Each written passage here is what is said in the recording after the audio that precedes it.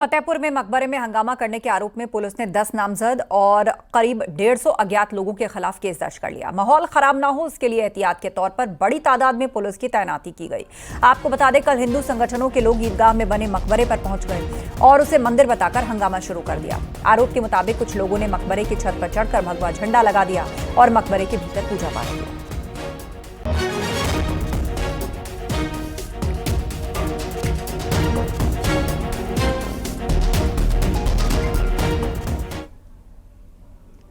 मौलाना साजिद रशीदी ने कहा कि फतेहपुर के मकबरा विवाद में समाजवादी पार्टी के ही नेता हैं जो मिले हुए हैं।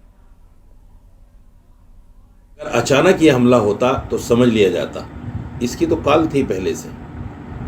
इसलिए ये जानबूझकर किया गया सारा कुछ खेल है। मैं नहीं समझता इसके पीछे क्या है, लेकिन कहीं ना कहीं मुसलमानों को नीचा दिखाने के लिए सब कुछ किया जा रहा है।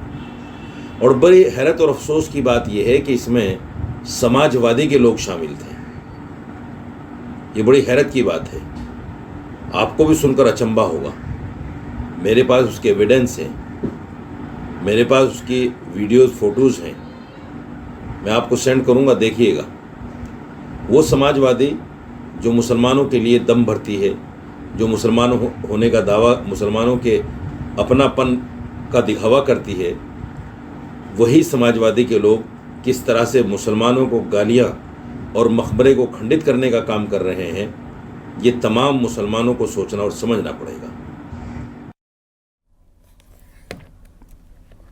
फतेहपुर से खबर है, मकबरा विवाद से जुड़ी हुई अहम खबर। मकबरा तोड़फोड़ में शामिल था एसपी नेता पप्पू सिंह चौहान और पप्पू सिंह चौहान पर दर्ज हो गई है अब एफआईआर, जिसके बाद पार्टी ने लिया है संज्ञान और पप्पू सिंह चौहान को पार्टी से निष्कासित कर दिया है।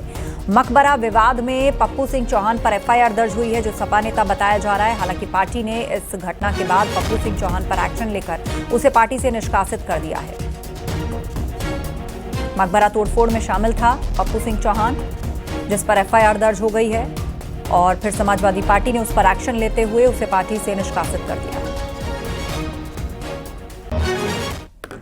एसपी से निष्कासित पप्पू सिंह का बयान, एसपी में एक ही वर्ग का बोलबाला, किसी हिंदू को आगे नहीं बढ़ने देते। फतेहपुर हंगामे में आरोप है पप्पू सिंह चौहान समाजवादी पार्टी से निष्कासित किया जा चुका है। समाजवादी पार्टी में सिर्फ व्यक्ति विशेष मैंने देखा कि ये एक ही जात का बोलबाला है फतेहपुर डिस्ट्रिक्ट में, जिसको मुस्लिम समाज के लोग ही इसको चला रहे हैं और किसी हिंदू वर्ग के व्यक्ति को अपने आगे नहीं आना देना चाहते हैं।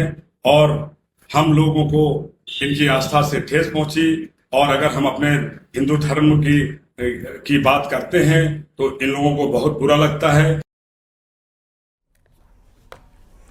वहीं फतेहपुर के मुद्दे को लेकर अखिलेश यादव और असदुद्दीन ओवैसी ने भी निशाना साधा। उन्होंने कहा, नफरत फैलाने की कोशिश की जा रही है। फ्रेंड लोग वो समाज बटे, नफरत फैले, दूरियां बढ़े, तभी राजनीति में वो कामयाब होंगे। अंग्रेज़ों ने जो डिवाइड एंड रूल की पॉलिसी बनाई थी, जो दल अंग्रेज़ों के बनाए हुए हैं, जो विचारधारा अंग्रेज़ों की बनाई हुई है, उसी विचारधारा पे ऐसे लोग चल रहे हैं। वो नफरत पसंद करते हैं, दूरियां लाना चाहते हैं समाज के अंदर। और केवल फतेहपुर नहीं, फतेहपुर में पहली बार नहीं हो रहा है। फतेहपुर में एक नौजवान की भी जान ली, जिन्होंने घटना की, कितने दबाव के बाद कार्रवाई हुई है वहाँ पर। इससे पहले भी कि नक्शा पास नहीं है या कोई इलीगल कंस्ट्रक्शन हो गया है, उस पर एक मस्जिद गिरा दी गई, हेरिटेज मस्जिद। तो ये सरकार का काम करने का तरीका है।